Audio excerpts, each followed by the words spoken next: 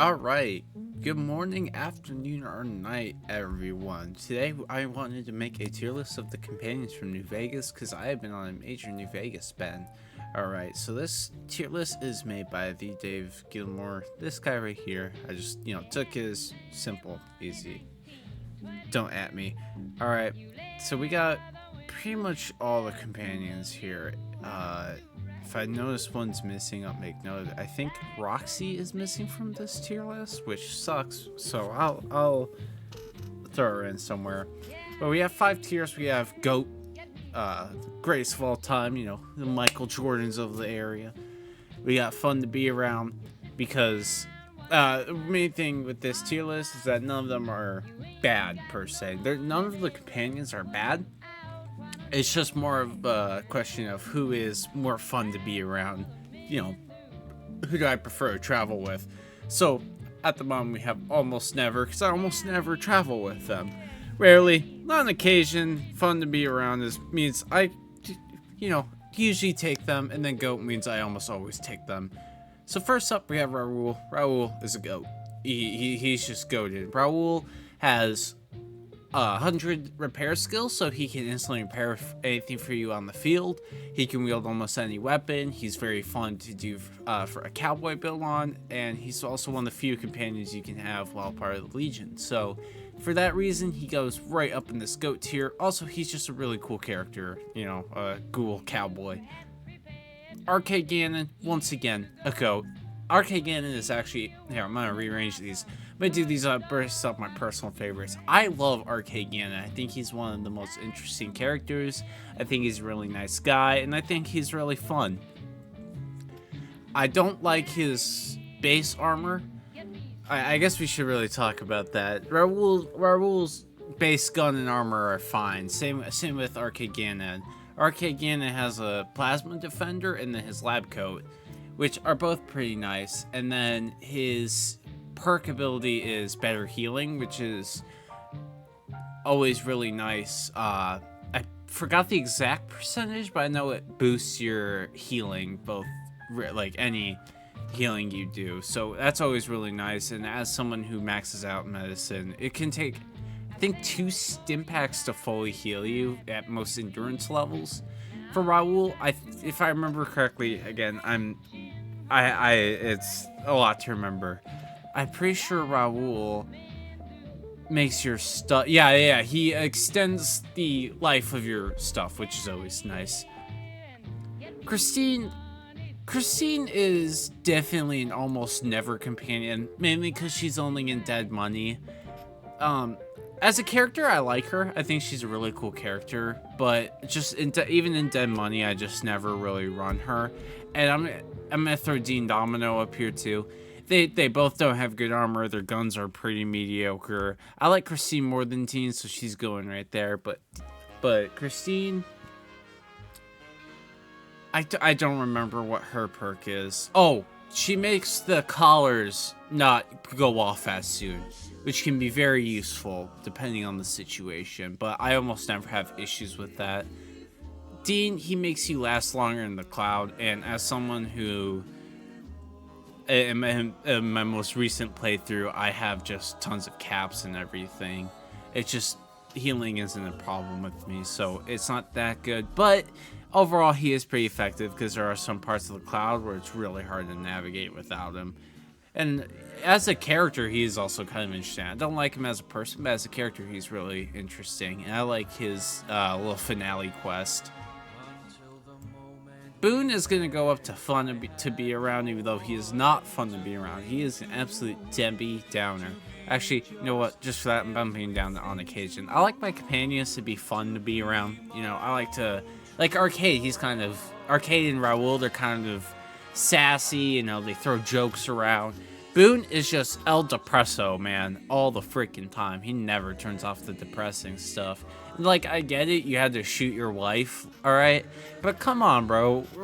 I'm a glorified mailman on an adventure with a robo dog, a robo iBot, and an ex-NCR Ranger. Cheer up, dude. This is like some bomb-ass stuff, alright? But his gun, pretty good. first recon bra he gives you, the fact you can give him almost any armor, he's a very good companion, does a lot of damage. His perk, if I remember correctly, highlights enemies you're currently attacking, which, depending on who you're fighting, can be very useful or it can be nearly useless, because some enemies blend in really well against like the desert and stuff. So that's a very situationally good perk. So again, on occasion, you know, his overall abilities and stuff, but his personality is what brings him down. And again, none of these companions are bad to have around because all companions kick ass. God is going to go up to rarely, and that's just because this dog slash God. Alright, shut up. I almost always do God because I like to get the good ending for them. But he's going to go up to rarely. Dog is a super mutant you get in the Sierra Madre, and he's pretty useful. Actually, he's probably the most useful out of all the companions. I'll take it back. If you have him in dog mode, he'll eat the ghost people for you. He has a bear trap fist, which dismembers pretty easily. Then when he's in his god mode, you essentially have a quasi light step. And then, yeah, he just boosts your sneak. He's always really useful, so I'm gonna put him right there. He's just above these two because he gets used more. If he were in the base game as a regular companion, I would probably put him up to on occasion, but he's gonna go rarely for this. All right, next up we have two EDEs. I think this is the Lonesome Road EDE, and we're gonna put him up at Goat. I'm gonna have to put him up at Goat. And you know what? We're gonna put regular EDE up at Goat. Because EDE and both versions of EDE are really useful. I put him higher just because you get more time with him. Actually, I'm putting him above Raul. But Lonesome Road EDE has the cooler storyline in my opinion. Regular EDE has a pretty interesting storyline, but I like the way EDE ties into Lonesome Road. And the upgrades you get from Lonesome Road apply to regular EDE, so either way, very fun, very good companion, and he's in the extra slot, so of course he has to go up there. And speaking of the extra slot, we got Rex, and we're going to put him at fun to be around. It's always fun to have Rex, that good little boy, around. He's so cute. The problem is that EDE I prefer just because of his range. I feel like Rex rushes in with the other companions and just gets killed. But, well, not really killed, but you know what I mean. And before I continue, I want to mention EDE's perk is that... Oh, shoot, I forgot what his perk is. I know it highlights something. And with Lonesome Road, it gives you a bunch of upgrades. He has a pretty decent perk, too. Rex gives you a spotting perk, too. No, EDE makes your VATS accuracy better. Rex gives the spotting. Yeah. Rex gives the spotting, I think, of bodies that you haven't looted yet. I have a mod that marks them on the mini-maps, not the mini-map, the compass, so that doesn't really matter to me. But I do like Rex's quest, how you kind of get the choice. You can choose Violetta's brain, Ben's brain, and then I forgot what the dog at the fort, I think his name is Gabriel. I don't know. I should rephrase it. You can choose 3 different brains for Rex. It's a Fiend brain, Old Lady Gibson's guard dog's brain, or a Legion dog's brain.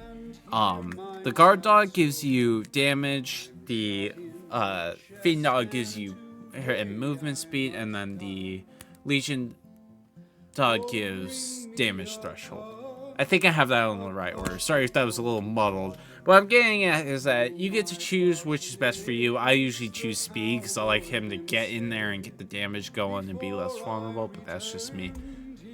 But he's going to be fun to be around. And I would put Roxy up here too, because Roxy is only in one facility of Old World Blues. She can't follow you out. And, you know, she does have a cool little ending where her and Rex have puppies. So we love to see it. Joshua Graham, GOAT. I don't think I need to explain this anymore. Joshua Graham is just a really fucking cool character.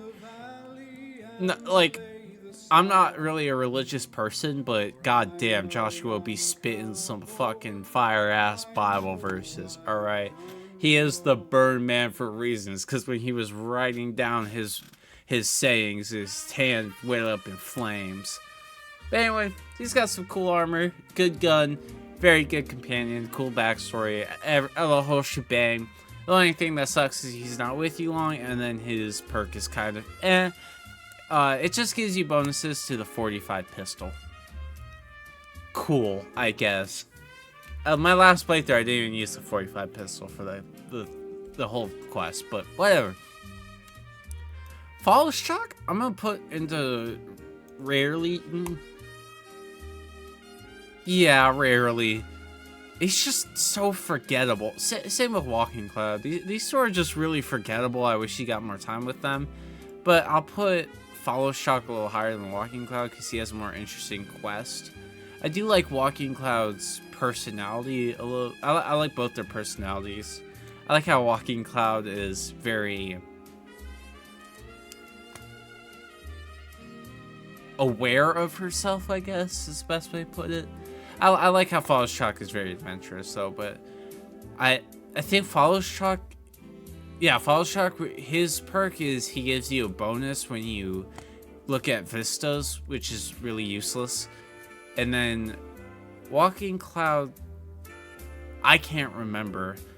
You use her for so even less time then. Because usually Follow Shock is with me when I do all my initial exploring, and then Walking Cloud is with me for a couple quests, so I don't even remember. But also, Follow Shock has a gun, and guns are more useful than melee, especially in Honest Hearts, where there's a lot of high damage melee guys like Yawai, and then the Datura White Legs. Lily is going to be the high end of rarely. I love Lily, it's just I never liked her, or her companion style just doesn't vibe with me, but I like her personality. She gives the Stealth Girl perk, which gives bonus time to Stealth Boys. I think her weapons are really cool. If I remember correctly, she has a light machine gun and then a vertibird blade. I think the vertibird blade is really a neat detail. So she's gonna go up to rarely just because I never really used her, but she's pretty fun. Cass, whoop, I didn't mean to do that. Cass is gonna go high end of fun to be around. I love Cass. The thing that sucks about her is her starting weapon's not very good, and then her armor's not very good. But her personality is awesome, her quest is pretty fun, and overall Cass is just a really nice character to be around. I love how her dad is actually in Fallout 2. I think it was Fallout 2. Maybe it was Fallout 1. It's one of the two. No, it definitely is Fallout 2. But I think that's a cool little tie-in. I love when Fallout New Vegas does that. But here she is. And I will say real quick about Arcade is that you can't get the Remnant's armor. That's another reason why he's up there. Veronica is going to go into fun to be around. Tied with Cass. Again, she's really fun. I like her personality. I like how her one desire is the dress, and if you get to her, she starts freaking out and starts thanking you. I like how she has that little tie-in where you can give her Elijah's Ramblings perk. She's got some pretty good weapons. She's got the Power Fist. You give her Grease Lightning, and she just goes ham with that thing. I love giving her Power Armor so she can just feel free to do whatever. I just don't prefer companions that run in just because it complicates things for me, but either way, Veronica is also very fun to use, and I like her story, so I think this is going to be our final tier list. We're going to take a screenshot of it.